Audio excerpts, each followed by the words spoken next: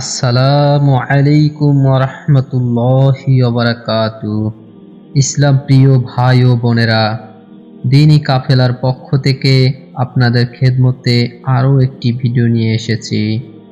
আজকের বিষয় পবিত্র ঈদুল আজহার দিনে সুন্নতগুলো কি কি। ঈদুল আজহার 13টি সুন্নত। 1 নাম্বার, ভোরে খুব তাড়াতাড়ি ঘুম থেকে ওঠা এবং জামাতের সাথে ফজরের নামাজ পড়া। 2 নাম্বার, মিসওয়াক করা। 3 নাম্বার, গোসল করা। 4 নাম্বার, উত্তম পোশাক পরিধান করা এবং শরীয়তসম্মতভাবে সাজসজ্জা করা। 5 নাম্বার, সুগন্ধি লাগানো। 6 নাম্বার, ঈদগাহে যাওয়ার পূর্বে কিছু না খাওয়া।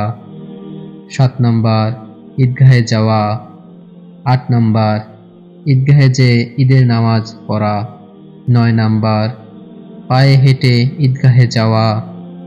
10 নাম্বার, ঈদগাহে যাওয়ার সময় এই তাকবীর জোরে জোরে পড়া, আল্লাহু আকবার, আল্লাহু আকবার, লা ইলাহা ইল্লাল্লাহু, আল্লাহু আকবার, আল্লাহু আকবার, ওয়ালিল্লাহিল হামদ।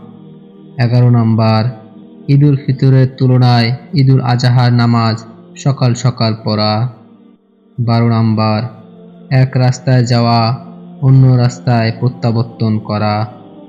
13 নাম্বার, ঈদুল আজহার দিন পবিত্র কোরবানির গোশত দিয়ে খাবার শুরু করা। এই হলো মোট 13টি সুন্নত। এই 13টি সুন্নত আমরা সঠিকভাবে আদায় করার চেষ্টা করব ইনশাআল্লাহ।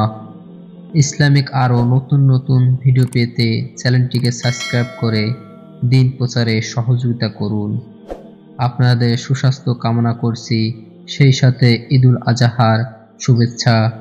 ঈদ মোবারক।